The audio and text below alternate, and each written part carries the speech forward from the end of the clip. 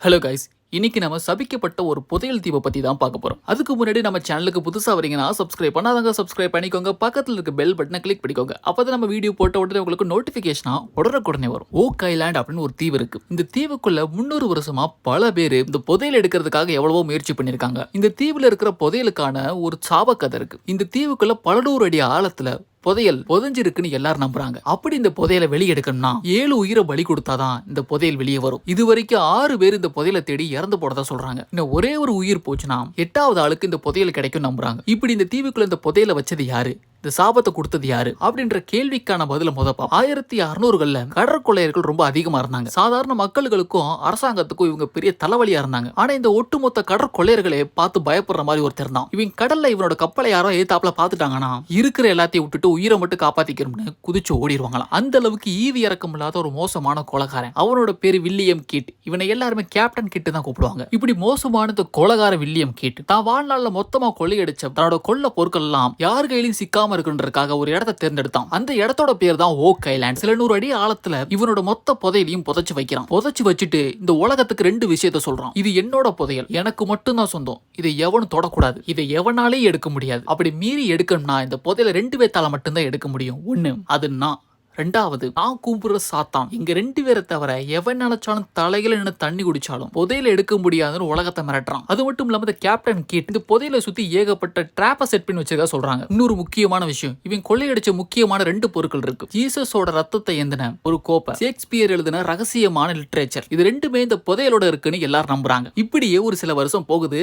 கரெக்டா 1795ல ஒரு டீனேஜ் பையன் தினமும் நைட்டு கரெக்டா இந்த தீவோட எண்டுல இதோ ஒரு பொருள் வெளிச்சம் மாதிரி மினுமினுத்து இவனை டிஸ்டர்ப் பண்ணிக்கிட்டே இருக்கு. அது மட்டும் இல்லாம இந்த பையனுக்கு இந்த தீவோட கதையை நல்லா தெரியும். அப்படி என்னதான் அங்க இருக்குன்னு போய் பார்ப்போம் அப்படின்னு இவனோட 2 ஃப்ரெண்ட்ஸும் அந்த தீவுக்குள்ள போய் பாக்குறாங்க. ஓக் மரங்கள்லாம் நிறைய இருக்கிற ஒரு இடத்துல யாரோ நல்லா ஆழமா தோண்டிவிட்டு மறுபடியும் குழிய மூடின மாதிரி ஒரு மணல் பகுதியை பாக்குறாங்க. ஒருவேளை இந்த இடத்துக்குள்ளதான் அந்த புதையல் இருக்குமோ அப்படின்னு தோண்ட ஆரம்பிக்கிறாங்க. தோண்டின கொஞ்ச நேரத்திலேயே பாறைகளால செஞ்ச கிணறு மாதிரி ஒரு பள்ளத்தை பாக்குறாங்க. அந்த கிணத்துக்குள்ள இன்னும் தோண்ட ஆரம்பிக்கிறாங்க. இப்ப 10 அடி போகுது. 10வது அடியில ஓக் மரத்தால செஞ்ச சில மரப்பலகைகள் இருக்கு. அதை எடுத்து மெதுவா தூர போட்டுட்டு இன்னும் 10 அடி கஷ்டப்பட்டு தோன்றாங்க. மறுபடியும் ஓக் மரத்தால செஞ்ச மரப்பலகை வருது. வெறும் 3 பேரு கையை வச்சுக்கிட்டு இதுக்கு மேல தோண்ட முடியாது. புதையல் வேணா ஒண்ணு வேணான்னு 3 பேருமே அந்த பிளான் அங்கேயே விட்டுட்டு அந்த தீவை விட்டு வெளியே போயிடுறாங்க. இப்படி இந்த சின்ன பசங்க 3 பேர் இந்த தீவுக்குள்ள புதையலுக்காக 20 அடி வரைக்கும் தோண்டி இருக்காங்கன்ற விஷயம் காட்டுத்தீ மாதிரி உலகம் ஃபுல்லா பரவுது. ஒரு சில வருஷத்திலேயே ஒரு பிரைவேட் கம்பெனி இந்த தீவுக்குள்ள சில எக்யூப்மெண்ட்ஸ் எல்லாம் எடுத்துட்டு புதையல் எடுக்கிறதுக்காக அந்த பசங்க விட்டுட்டு போன அதே இடத்த தோண்ட ஆரம்பிக்கிறாங்க. இந்த பிரைவேட் கம்பெனியும் தோண்ட ஒவ்வொரு 10 அடிக்கும் ஓக் மரத்தால செஞ்ச பலகைகள் வந்துகிட்டே இருக்கு. கிட்டத்தட்ட இப்ப 90 அடி வரைக்கும் தோண்டிட்டாங்க. அந்த 90வது அடியில ஒரு கல்வெட்டு கிடைக்குது. அந்த கல்வெட்டுல எழுதி இருக்கிற மொழியை இவங்களால படிக்க முடியல. இதை நம்ம அப்புறமா படிச்சுக்கலாம். அந்த கல்வெட்டை ஓரமா வச்சுட்டு மறுபடியும் தோண்ட ஆரம்பிக்கிறாங்க. இப்ப 98வது அடி. அந்த 98வது அடி டபார்னு ஒரு சத்தம். என்னடான்னு பார்த்தா ஒரு பெட்டி இருக்கு. இப்ப இருட்ட வேற ஆரம்பிச்சிருச்சு. சரி, இந்த பெட்டியை நம்ம நாளை காலையில வந்து பாத்துக்கலான்னு அன்னைக்கு வேலையை அங்கேயே ஸ்டாப் பண்ணிட்டு மறுநாள் காலையில வந்து பாக்குறாங்க. அந்த இடம் முழுக்க தண்ணியா இருக்கு. அந்த தண்ணி எங்க இருந்து வருதுன்னு அவங்களால கண்டுபிடிக்கவே முடியல. தண்ணி எடுத்து கொட்ட மறுபடியும் தண்ணி வந்துகிட்டே இருக்கு. நீ குறையவே மாட்டேது. இந்த கம்பெனிக்கு என்ன பண்றதுன்னு தெரியல. இதனால இந்த கம்பெனி வேற வழி இல்லாம அந்த பிளான் அங்கேயே விட்டுட்டு அந்த தீவை விட்டு கிளம்புறாங்க. இந்த கம்பெனி இங்க தோண்ட ஆரம்பிச்சது 1800ல. கிட்டத்தட்ட 40 வருஷம் கழிச்சு இவங்க எடுத்துட்டு வந்த கல்வெட்டை ஒரு ஆராய்ச்சியாளர் மொழிபெயர்த்து சொல்றாரு. வாழ்த்துக்கள், இன்னும் 40 அடி தான். அந்த 40 அடியும் தோண்டிட்டீங்கன்னா $2 மில்லியன் உங்க பக்கத்துல இருக்கும் அப்படின்னு அந்த கல்வெட்டுல எழுதி. இந்த கல்வெட்டுல இருக்கிற வார்த்தை இன்னமும் உலகம் முழுக்க ஃபேமஸ் ஆகி பலதரப்பட்டவங்க அந்த தீவுக்கு இழுக்குது. இப்ப 2வது ஒரு கம்பெனி 40 வருஷம் கழிச்சு முதல் கம்பெனி விட்டுட்டு போனா அதே இடத்துல இருந்து தோண்ட ஆரம்பிக்கிறாங்க. இந்த தடவை இந்த கம்பெனி என்ன பண்றாங்க, தண்ணி எங்க இருந்து வருதுன்னு ட்ரேஸ் பண்றாங்க. அந்த தண்ணி வர்ற நீரோட்டத்தை அடைக்கிறாங்க. அதுக்கப்புறம் அந்த பள்ளத்துல இருக்க தண்ணி மொத்தத்தை வெளியே போட்டுட்டு மறுபடியும் இவங்க தோண்ட ஆரம்பிக்கிறாங்க. இவங்க தோண்ட ஆரம்பிச்ச கொஞ்ச நேரத்திலேயே அந்த இடத்துல ஒரு 3 தங்க சங்கிலிய மண்ணுக்குள்ள இருந்து வர்றத பாக்குறாங்க. ஆனா அது எங்க போகுதுன்னு தெரியல. ஒருவேளை இந்த சங்கிலிக்கு அடியில தான் அந்த புதையல் இருக்கும் போல அப்படின்னு மெதுவா பதறாம சங்கிலியை சுத்தி இருக்கிற மண்ணெல்லாம் எடுக்கிறாங்க. தோண்டிக்கிட்டே இருக்கும்போது கொஞ்ச நேரத்திலேயே அந்த பள்ளத்துக்குள்ளே நிலச்சரிவு ஏற்படுது. அந்த இடம் மொத்தமும் கொலாப்ஸ் ஆகுது. இதுக்கு மேல அந்த இடத்துல யாருனாலையும் தோண்ட முடியாது. கடைசியில இந்த 2வது கம்பெனிக்கும் ஏமாற்றம் தான் மிஞ்சுது. இவங்களும் புதையல் எதுவுமே கிடைக்காம ஏமாற்றத்தோட இந்த தீவை விட்டு வெளியே போறாங்க. இந்த கம்பெனி இந்த இடத்த விட்டு போனதுக்கு அப்புறம் ஏகப்பட்ட பேர் வராங்க, ட்ரை பண்றாங்க. அவங்களுக்கு எதுவுமே கிடைக்கல. எல்லாருமே இந்த தீவை விட்டு வெறுங்கையோட தான் போறாங்க. கடைசி ஒரு தடவை ட்ரை பண்ணி பார்க்கலாம்னு ஒரே ஒரு கம்பெனி வராங்க.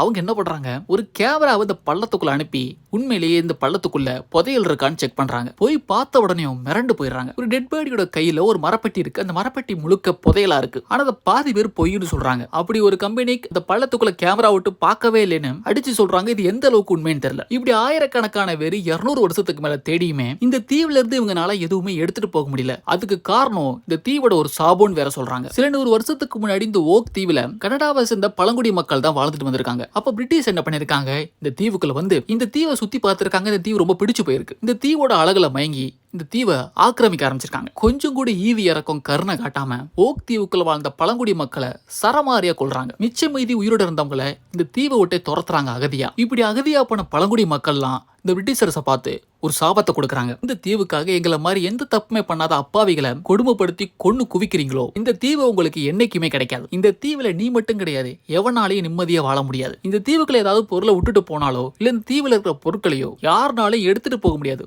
போனா வெறும் கையோட தான் போவீங்க. இது எங்களோட சாபம்னு அந்த பழங்குடி மக்கள்லாம் இந்த தீவை சபிச்சுட்டு போயிடுறாங்க. அந்த சாபம் 100க்கு 100 உண்மை போல. ஏன்னா அதுக்கப்புறம் பிரிட்டிஷர்ஸ் இந்த தீவை எவ்வளவோ தடவை தன்னோட இருப்பிடமா மாத்தலாம் ட்ரை பண்ணிருக்காங்க. ஆனா அவங்கனால முடியல. இந்த தீவுல அவங்கனால நிம்மதியா வாழவே முடியல. இந்த தீவை விட்டு பைத்தியம் பிடிச்சு கொஞ்ச நாள்ல ஓடி போயிருக்காங்க. அதே நேரம் இந்த தீவுக்குள்ள இருந்து யாருனாலையும் எந்த பொருளையும் வெளியே எடுத்துட்டு போக முடியல. இதுல இருந்து நமக்கு என்ன தெரியுதுன்னா, அந்த கேப்டன் கிட் ஓக்குன்ற தீவோட சாபத்தை நல்லா தெரிஞ்சுக்கிட்டு தான் இந்த புதையல் இங்க புதைச்சு வச்சுட்டு போயிருக்கான். அவன் செட் பண்ணி வச்சிருந்த ட்ராப்பே இந்த தீவு தான். தனக்கு அப்புறம் இந்த புதையல் எவனுக்குமே கிடைக்க கூடாதுன்னா இந்த தீவுக்குள்ள புதையல புதைச்சு வச்சிருக்கான். ஆனா இந்த கேப்டன் கிட்ட ஒரு சாபம் கொடுத்தான்னு சொல்றாங்கல்ல, அது முழுக்க முழுக்க போய் தான். ஏன்னா 7 பேர் செத்தாதான் 8வது அவளுக்கு இந்த புதையல் கிடைக்கும்னு இவன் சாபம் கொடுத்ததா சொல்றாங்க. அந்த சாபம் உண்மை கிடையாது. இந்த புதையலை தேடி தீவுக்குள்ள வந்த யாருமே இது வரைக்கும் சாகல. எத்தனையோ ஆயிரக்கணக்கான பேர் இந்த தீவுக்குள்ள புதையலுக்காக தேடி இருக்காங்க. அந்த இடத்த தோண்டி இருக்காங்க. அவங்களுக்கு யாருக்குமே எதுவுமே ஆகல. அப்போ இந்த தீவு தான் ஒரு தர்த்தரமான தீவு. அந்த புதையல் ஆபத்தை தேடி போறவங்கள செத்து போவாங்கன்னு சொல்றதெல்லாம் பொய் தான். ஆனா கடந்த 300 வருஷமா இந்த புதையலை தேடி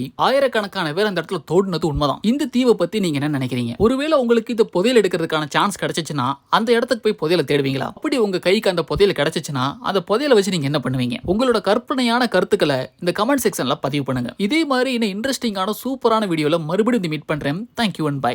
அதுக்கு முன்னாடி நம்ம சேனலுக்கு புதுசா வந்தீங்கன்னா சப்ஸ்கிரைப் பண்ணாதவங்க சப்ஸ்கிரைப் பண்ணிட்டு போயிருங்க. நாளைக்கு இதே மாதிரி ஒரு சூப்பரான வீடியோல மீட் பண்றேன். Thank you and by.